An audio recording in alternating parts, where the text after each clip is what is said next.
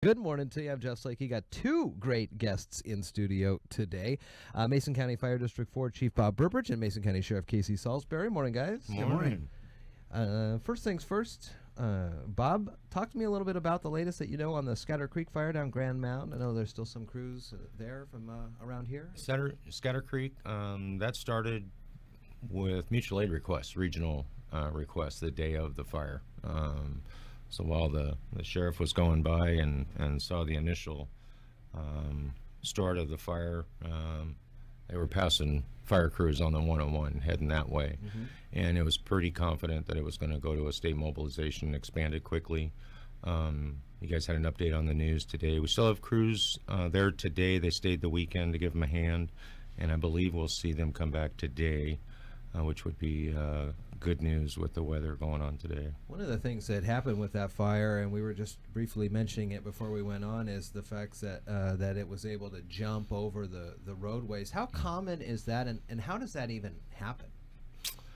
I believe that day was a little bit windy. Okay. Even with as much traffic is on I-5, that's going to create its own weather effect. That's how the 101, where we get the medians, Mm-hmm. where and enough traffic on the 101 with a little bit of prevailing winds, that's just enough to fan it. Wow, it's amazing how it can do that, and then rapidly spread. What are some things that people need to remember now? Both of you guys, legal, illegal, burning, and all this stuff, and what can we do if we see neighbors or other folks around the area doing stuff we're sure, I'm not quite sure if you should be doing that right now?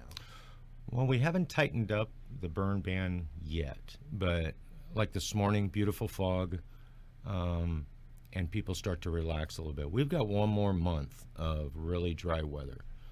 Last night I was walking around just on the back property, and all you heard was crunch, crunch, crunch while you're walking, which will moisten up in the morning, but it's going to dry right back out. So as today, people probably very smart. 95 doesn't even, it doesn't even feel appropriate to burn anything, even a small campfire for a marshmallow.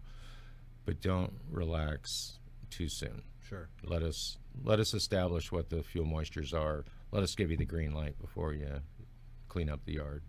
Casey, you hearing reports, people calling in, reports of people doing some burning, even though we recently, I was thinking that Chief Burbridge, the undersheriff and I were headed south on I-5, and that was my old patrol district down there, and I could see the smoke off to the southwest.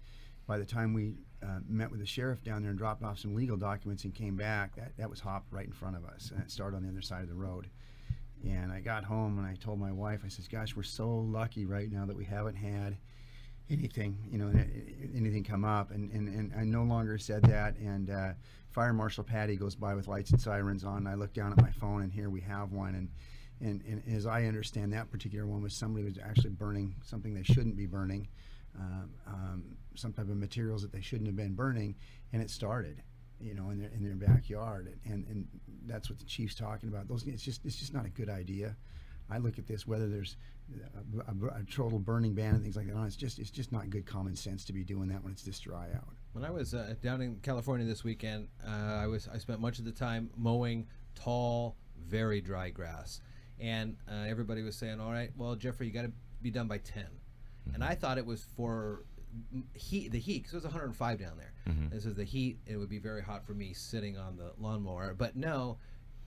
Does that actually, after a certain amount of time in the day, that the fire potential increases? They were thinking that I would run over a rock, spark a rock, and then the whole countryside would be on fire. Right, and those have been causes. Farmer related, the plows, where the discs cross and they start throwing sparks.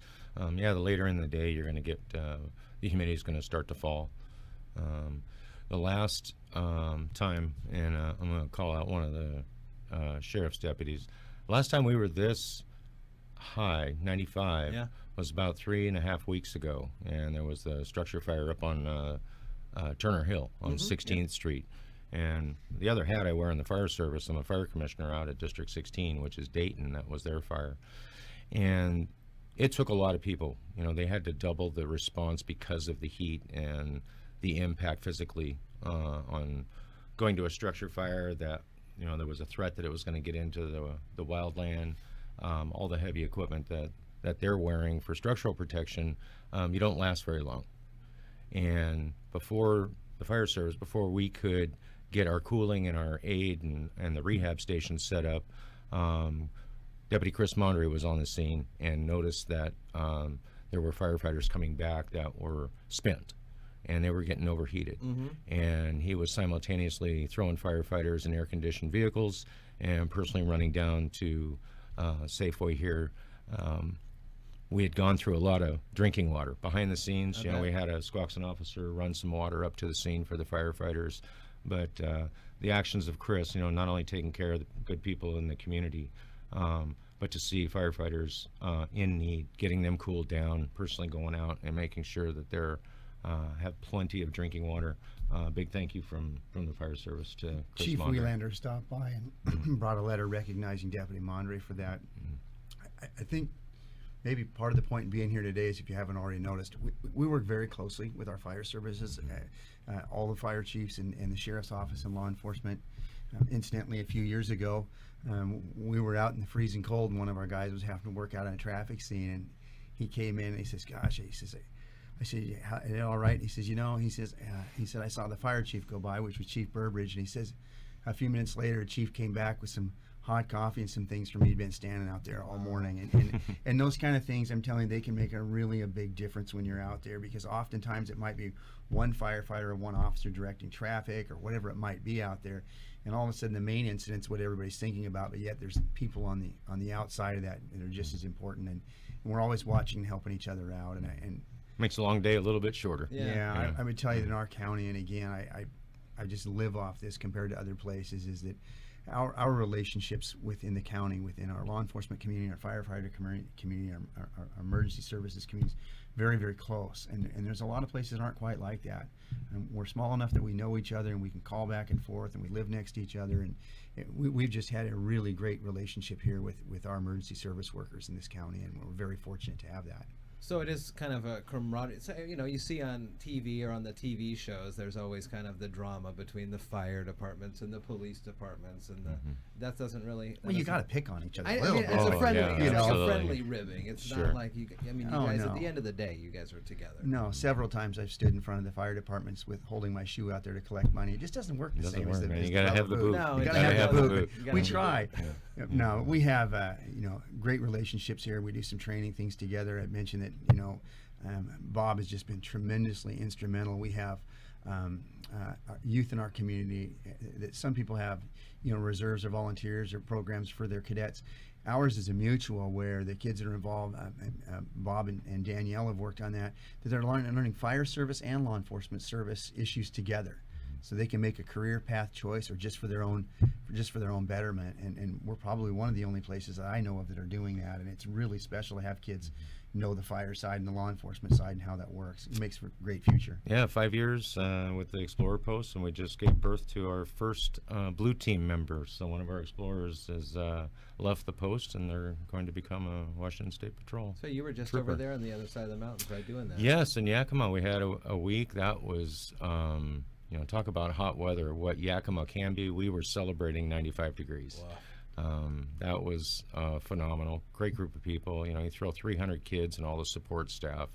That is a well-played, screwed together program under Washington Sheriff's and Police Chiefs And that's a Association. statewide program? Yes. Yes. Sheriff Salisbury often talks about the great folks that come out of the State Patrol Academy and like that, and the same with fire service. Yes. Local folks doing well for the state. Yes. Yeah, Yes. we even, there's even been mentioned that there's even been some great fire chiefs that their kids have become police officers. Just, right? Yes, sir. Yes, Thank you sir. for fun Thanksgiving. Bob's son is a police officer now, so Yeah. I'm thrilled to see that. It's just been a great relationship in our community, and I wanted Bob just to mention a little bit about the fire concerns, because it isn't gone away, No, for sure. and that ends up being an all skate for all of us again, and the resources are so thin that when we're out there to block traffic, we're not going to other things, and they've got things that they can be doing too in emergency response. Well, the unofficial end of summer, unofficial is this weekend, but as you mentioned, still a month out of It's a tough weekend. hot weather. Right. That's right, probably a lot of law enforcement out on the roads watching for distracted and drivers. And like That, and I just give you one last thing. It's been on my observation over the last 30 years of usually having to work those weekends. it seems like everybody from the west side goes to the east side, and everybody from the east side comes to the west side. And by Monday, people are tired, they're hot, they're worn out, and many of them have kids to go back to school. Tensions get high, things get rough. People are trying to get their kids ready for school. They're backing their trailers in. It is a really, really rough weekend usually for law enforcement and responses out of that. And it's just one of those weekends that please be mindful that a lot of emotions get very disturbed that last night before school, and people trying to get home and get things and out on the highway. It's a tough weekend all over for emergency response workers. So please try to get home a little bit early, maybe leave the campsite earlier and get home a little earlier, or come home a day ahead of time, and try to stay out of that traffic and just relieve the pressure on your own family. Mason County Sheriff Casey Salisbury, Fire District Chief for number 4, Bob Burbridge. Thanks for coming on, guys. Good